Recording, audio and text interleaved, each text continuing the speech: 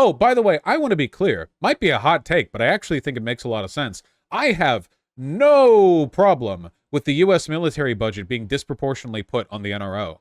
If there is any kind of, like, military spending that I'm all right with, it is spy satellites, because, like, collaborative international surveillance is probably like a big contributor to detente, to preventing international conflict. Oftentimes, like, military conflict arises from a lack of information. Like, the less information that a nation has on its perceived enemies, I think the more likely it is to make irrational decisions, or the more likely it is to, like, flip out and to, you know, like, assume the worst. Whereas the more information you have, I think the closer you are to safety. A good example that I would cite to this effect would be during the Cold War. Multiple times we very nearly averted, we very nearly had a nuclear apocalypse, and every single time that happened, it was due to a lack of information. Both during the Cuban Missile Crisis, where comms were cut off to one of the nuclear satellites, and there was an argument between the commander on board and the captain on the submarine, to the time that there was that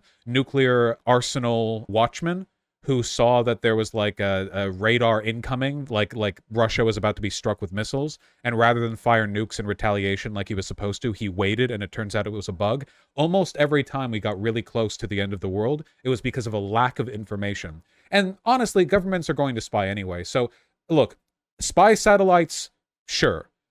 Spying on individual citizens, no.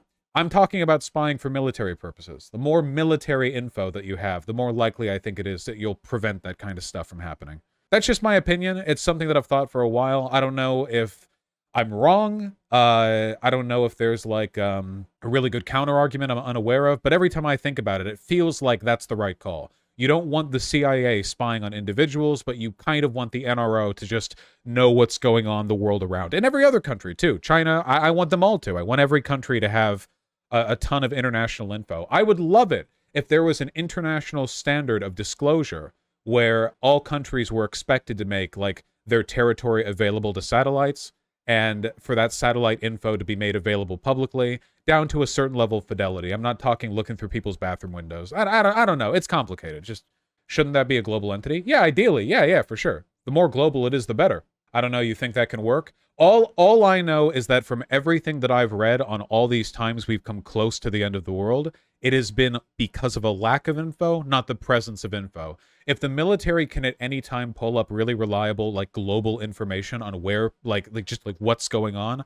I feel like that generally is going to be safer than the opposite, where they don't have info and they have to work on guesses and intuition, because I think that tends to lead people to being paranoid, to being reactive. Yeah, another reason why I prefer spy satellites is because, like, especially during wartime, nations are, or like high tension, nations are going to need to get that info from each other one way or another. Like, you can't tell a country, like, when there's heavy tension between two countries, like, let's say, I don't know, India and Pakistan, you can't go up to India and be like, okay, yeah, don't get any intel from Pakistan. Like, don't do that. You can't do that. That's insane. Of course they're going to. But if you send a plane or a balloon over, that's politically dangerous. Whereas a satellite is an international, it's in space. It's up there. So you can't really, like, yeah, it's a lot less politically, like, agitative, you know? Guys, when things globally escalate to a point that attacks start being made against satellites, that might start the end of the world. Not to be too like fear-mongery about it, but once satellites start going down, that might be the end. So hope that doesn't happen. Satellites going down would, not only would that be like a massive escalation, but it would cause a cloud of debris to orbit the planet basically forever, which would probably have a cascading effect and start taking down communication satellites. The world might end up completely in the dark. Not forever, a couple decades for low Earth orbit. Just a couple decades? I guess the orbit would decay eventually. Yeah, okay. But still, it'd be pretty bad. Yeah. That's Kessler syndrome? Yeah. I don't think it's like a guaranteed thing. I think it depends on the satellite orbit. But there are like a lot of satellites around Earth, you know? Like a lot of them. All these communication satellites and stuff, a lot of them follow the same orbital band because they're like geostationary. Because like the geostationary ring is the one that has the most of them, because that way they can keep a consistent orbit around a certain part of the planet. But like it's possible that Oh, man. Guys, wait. Geostationary is not in low Earth orbit. If the geostationary satellites started getting taken down, that would be there forever, wouldn't it? Like we would have to manually clean that up. They're not in low Earth orbit. Those orbits aren't going to decay. Not at least for like an incredibly long time.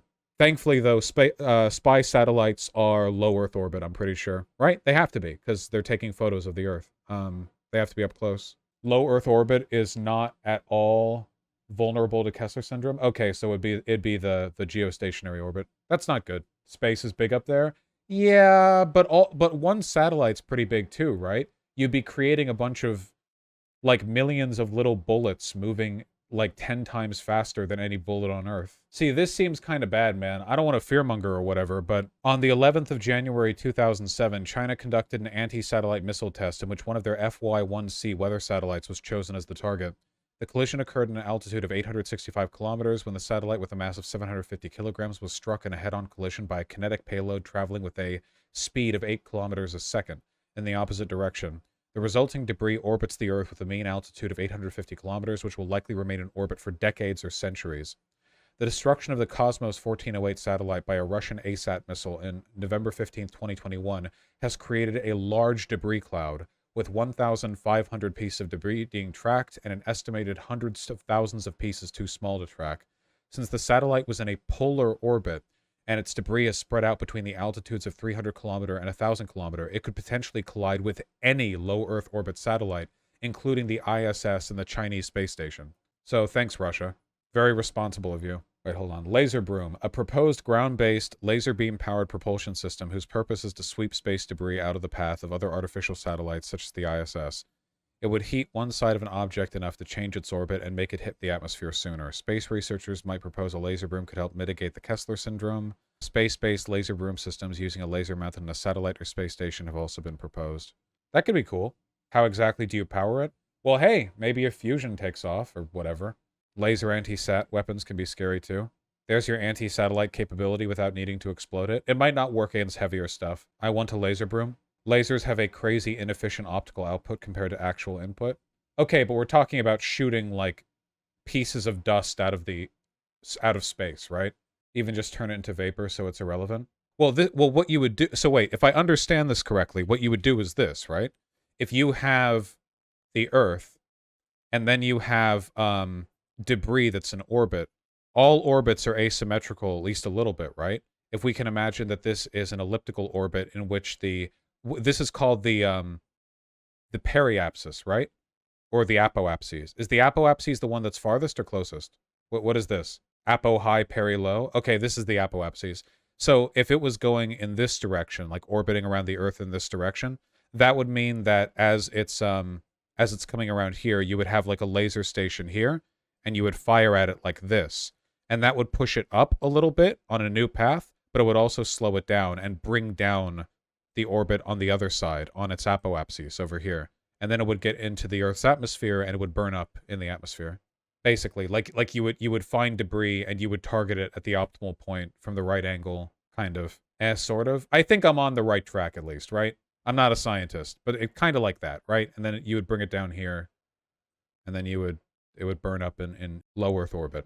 That's pretty cool. Just wonder if we'd miss like stuff that's too small.